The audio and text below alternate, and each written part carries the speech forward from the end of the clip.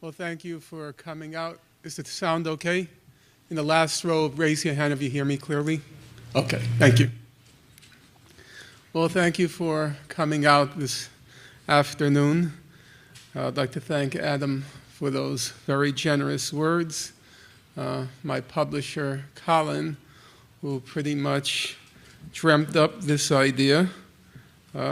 His colleagues, as it's called, Fern, Crystal, and I'm not sure if Courtney's here, but if she's here, all in spirit, I want to thank her. And most of all, I want to thank Anna, for whom I have really the highest regard. I do a lot of public speaking around the country, and I always ask the question, who's been here before me or who's coming after me? And literally every single place I go, the answer is always Anna Baltzer. Regrettably, there are very few other names. And of course, I'm as disappointed as everybody in the room, and probably more so that Professor Chomsky didn't make it. And at the moment, or initially, I was pretty deflated, and the thought of having to fill his shoes, I told Fern, was like Charisse trying to fill Whitney Houston's shoes. Fern was rather shocked that I knew who Charisse was. I tried to impress the younger generation. But after the moments of deflation, ego deflation, to be more specific, I had to keep reminding myself that what I'm doing and what I've done is not about ego gratification. And sometimes those things are forgotten, that you have to keep your eyes on the prize. And the prize is a suffering people who just haven't deserved and don't deserve the fate that's been delivered to them. So I'm sure Professor Chomsky would want that we do our best to focus on what's important, namely the people of Palestine. I want to start my remarks this afternoon with a simple distinction. There's an Israel lobby on the one hand, and there's a Jewish ethnic bloc on the other. The two entities, they often overlap, and the lobby's clout obviously grows out of the Jewish community's support for Israel. But they are not the same, and conflating the two creates a lot of confusion. So, if a Jewish professor at Columbia Law School writes a journal article defending the legality of Israeli settlements, it's almost certainly not because the lobby ordered or even prodded the professor, but because of the professor's personal identification with the Jewish state. It's not a conspiracy, it's just ethnic chauvinism. However, whereas it's almost guaranteed that the Israel lobby will back the Israeli government's current policies, whatever they happen to be, and however indefensible they might be, that's after all what lobbies for foreign governments do. Still, there's no guarantee that the Jewish community will reflexively support these policies. The backing of American Jews for Israel has historically been conditional, and it's been circumstantial. It's been shaped by three factors: ethnicity, citizenship, and ideology. Plainly, if American Jews support Israel in much higher percentages and with much greater fervor than most Americans, it's because Israel calls itself a or the Jewish state, and Jews consequently feel a sense of kinship with it. The problem is that most analyses of the American-Jewish relationship with Israel begin and end there. If you're Jewish, it's assumed that you more or less uncritically support Israel because of the blood bond. But in reality, that hasn't been the case.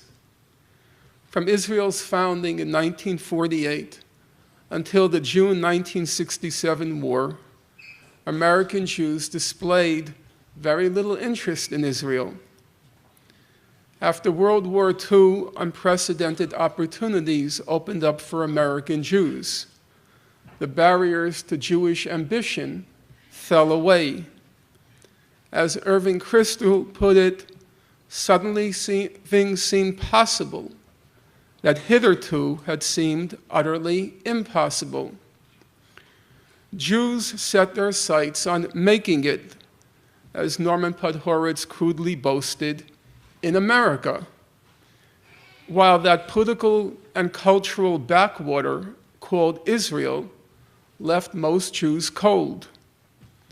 What's more, because Israel asserted itself to be the state of the Jews, it threatened to revive the bogey of dual loyalty that has historically haunted Jews.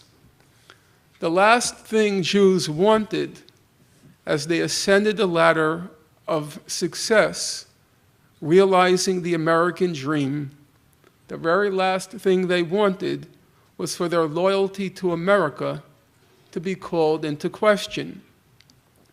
It was all the more reason to keep Israel at arm's length.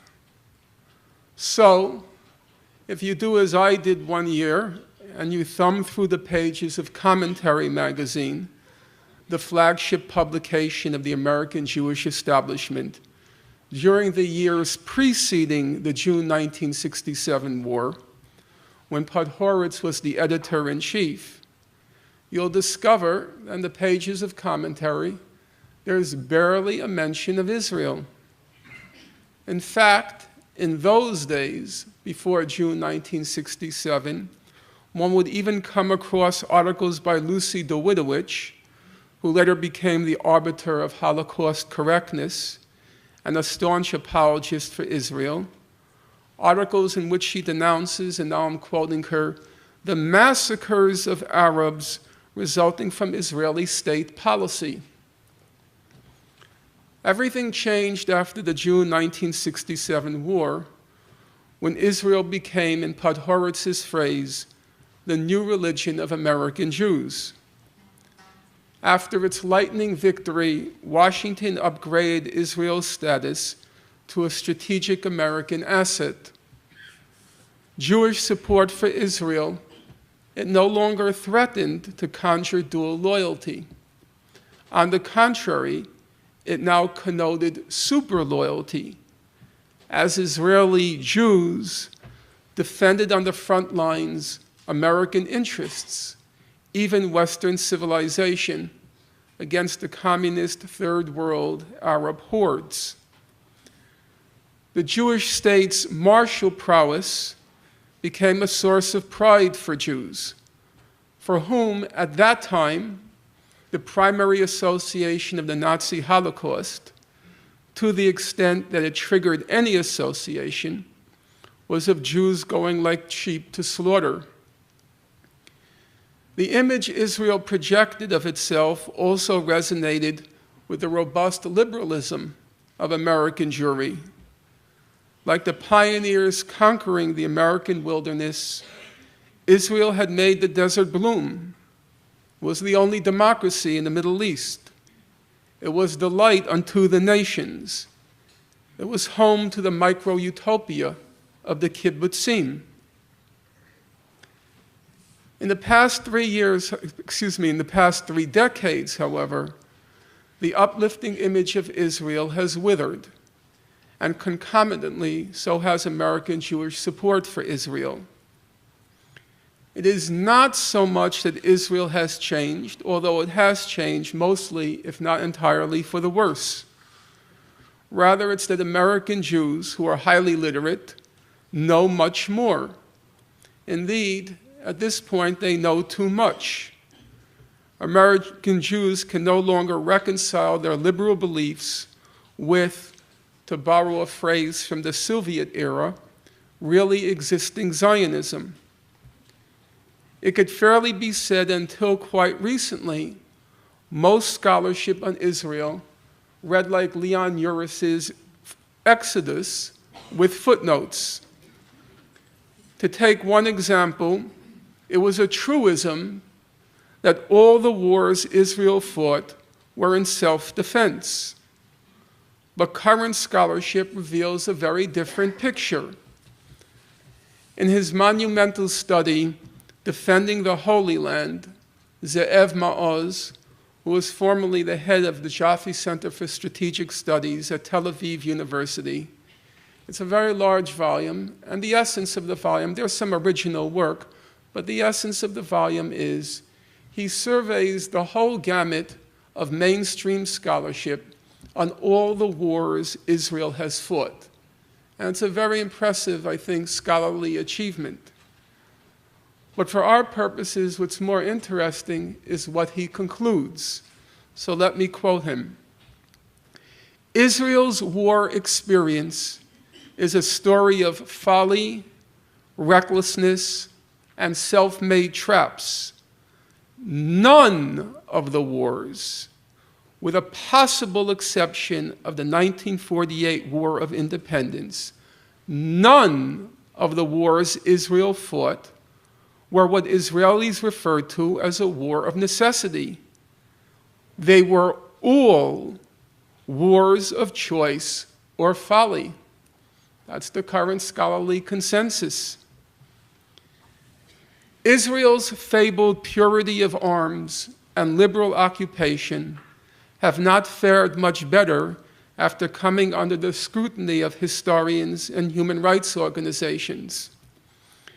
Amnesty International reported that Israel systematically tortured Palestinian detainees, while Human Rights Watch reported that Israel tortured thousands, if not tens of thousands, of Palestinian detainees. The Israeli human rights organization B'Tselem observed, and now I'm quoting it, Israel was the only country in the world where torture was legally sanctioned. This policy of routine torture was only modified by Israel's High Court in 1999 after a worldwide outcry. The conflict between the liberalism of American Jews and the egregious illiberalism of Israel is the dynamic factor in the current relationship between them. Still, the dual loyalty factor occasionally makes itself felt. Although Israel pushed hard for the U.S. to attack Iraq in 2003, American Jews significantly opposed it, and opposed it in even greater percentages in retrospect as the U.S. invasion turned into a debacle.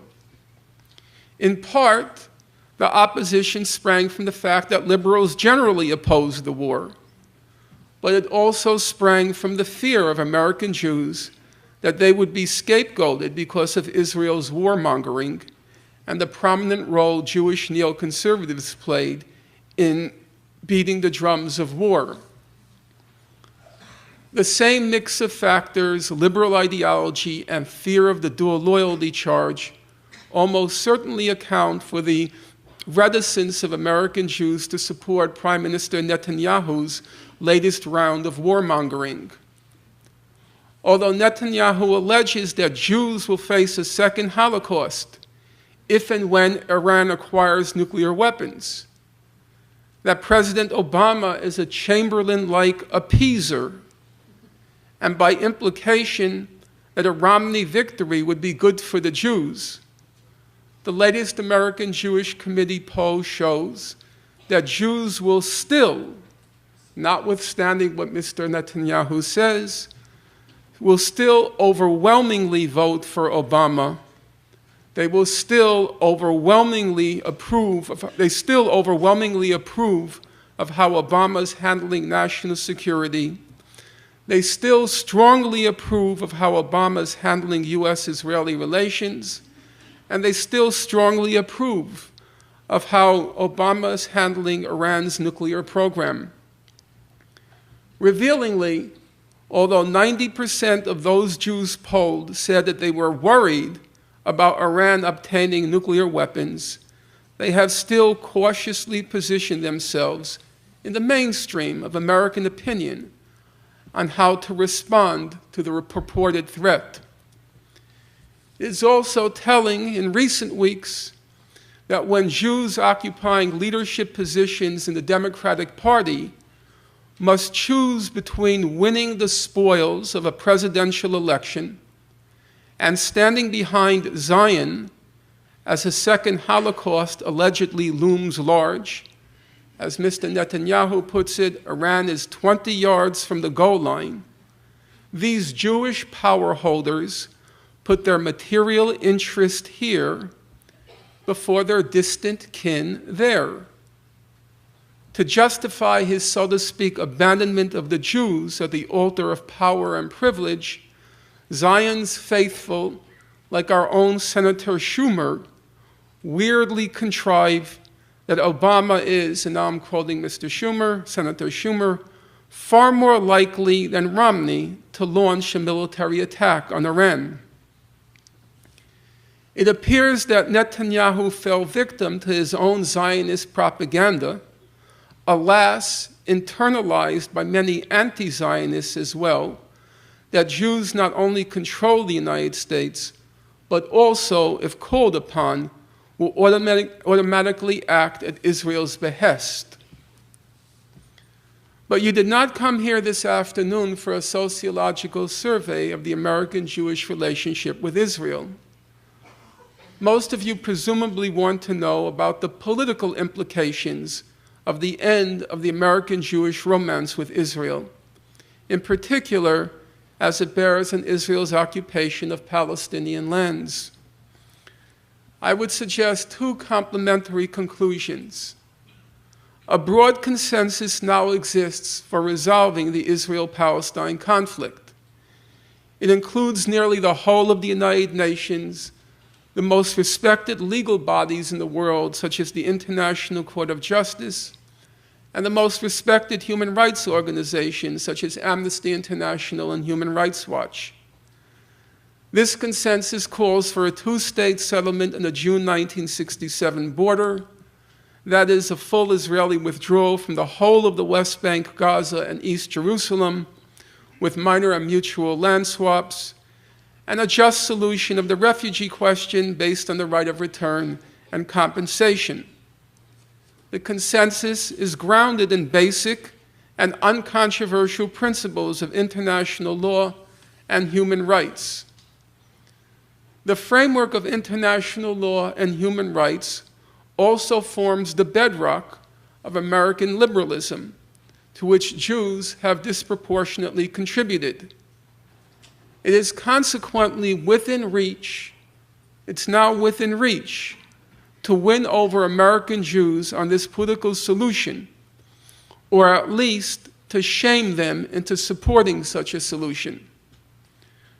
But it is inconceivable that American Jews can be won over to any solution that entails the coercive dissolution of Israel as a state. The current consensus for resolving the conflict, based on liberal principles of law and human rights, explicitly includes recognition of Israel as a state, although it does not require recognition of Israel as a discriminatory Jewish state.